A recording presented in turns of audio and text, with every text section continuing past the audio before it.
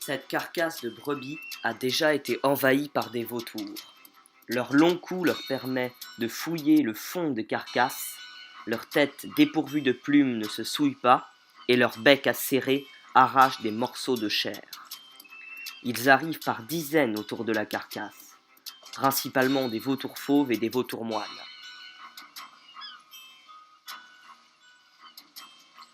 Peu après, un nouvel acteur arrive sur la carcasse.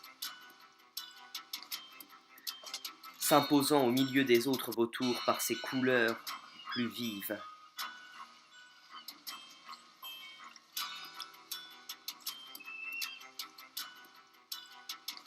Le gypaète barbu.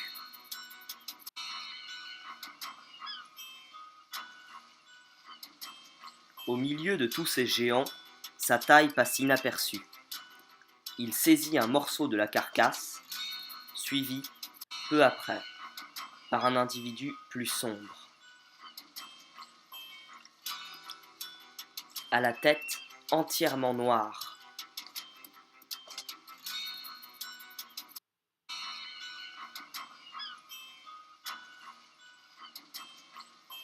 Un juvénile. Le gypaète barbu vit en Afrique et en Asie, mais c'est surtout l'un des 4 vautours que l'on trouve en France. Il vit toujours dans les montagnes, comme dans les Alpes, où il a été réintroduit à partir de 2005, après sa quasi-disparition suite à une chasse intensive. Aujourd'hui, 140 gypaètes volent de nouveau au-dessus des Alpes. Il vit entre 1000 et 2000 mètres en Europe, mais peut être vu jusqu'à 8000 mètres d'altitude dans l'Himalaya. Le gypaète barbu est l'un des vautours les plus particuliers.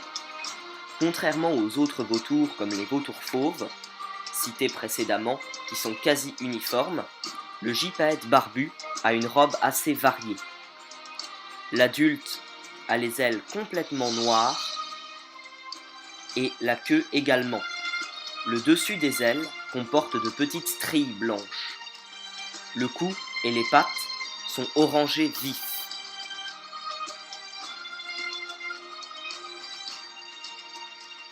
Cette couleur, si particulière, n'est pas naturelle. Elle est causée par des bains de poussière. La couleur normale de ces parties est blanc. Les yeux sont entourés d'un cercle rouge.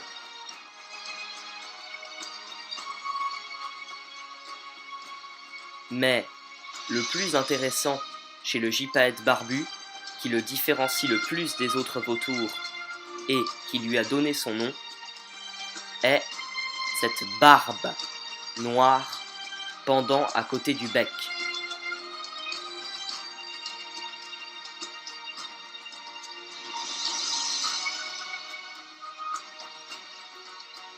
En vol, ses couleurs et sa taille le rendent facilement identifiable. C'est l'un des plus grands rapaces d'Europe, avec une longueur allant jusqu'à 1,15 m et une envergure atteignant 2,95 m pour les plus grands oiseaux. Ses ailes, longues et pointues, lui confèrent une grande agilité en vol.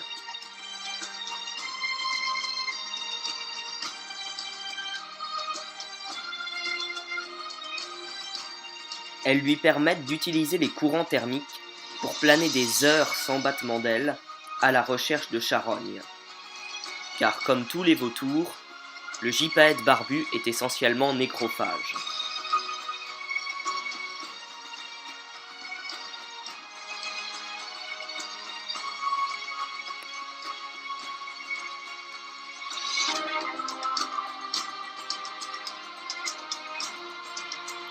Cependant, le gypaète barbu a une alimentation unique parmi tous les rapaces, et même parmi tous les oiseaux, pratiquement unique dans le règne animal.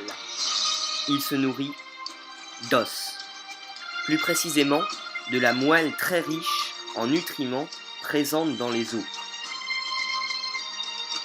Les os constituent près de 85% de son alimentation. Il est capable d'en avaler certains, mesurant 20 à 25 cm de long. Cependant, les adultes nourrissent leurs poussins avec de la viande et non avec des os, car le poussin est trop petit pour en avaler.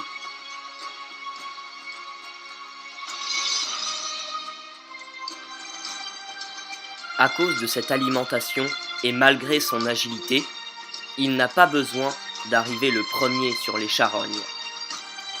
Une fois que les plus grands vautours, comme les vautours moines, ou alors de plus petits, comme les vautours fauves, ont déjà vidé la carcasse de sa chair, le gypaète barbu arrive en dernier et se nourrit des os qui restent.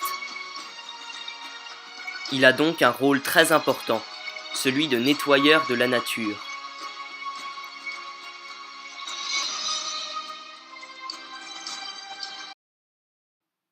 Sur les charognes, le gypaète barbu n'est pas seulement accompagné de vautours.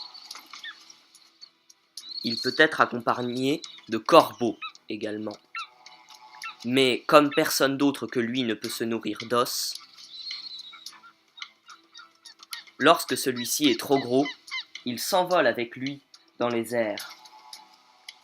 Et puis, le lâche depuis 50 à 80 mètres d'altitude.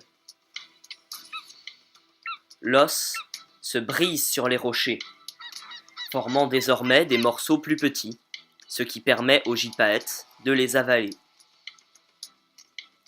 C'est l'un des seuls animaux capables de se servir de proto-outils pour arriver à ses fins. Le gypaète peut se reproduire à l'âge de 7 ou 8 ans. Les adultes cherchent un site de ponte dès octobre-novembre. Le nid est sur une falaise. La femelle pondra 1 ou 2 œufs entre fin décembre et début mars. L'incubation dure entre 53 et 60 jours et est assurée alternativement par les 2 adultes. Un seul poussin survit, car le plus fort va priver son congénère de la nourriture. Le survivant quittera le nid 110 à 130 jours après sa naissance et dépendra de ses parents pendant encore entre 7 mois et 1 an.